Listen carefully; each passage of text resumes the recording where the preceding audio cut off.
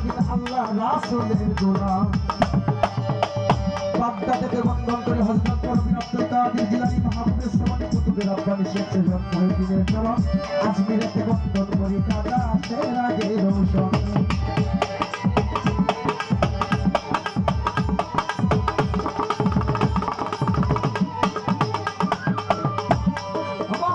মাতার পিতার চরণে রাখলাম ভক্তিপূর্ণ সালাম। সে দক্ষিণে মায়ের উদরে 10 মাস ছিলাম। মায়ের এক ধার দুধের দাম কাঠিয়া যায় রোজা।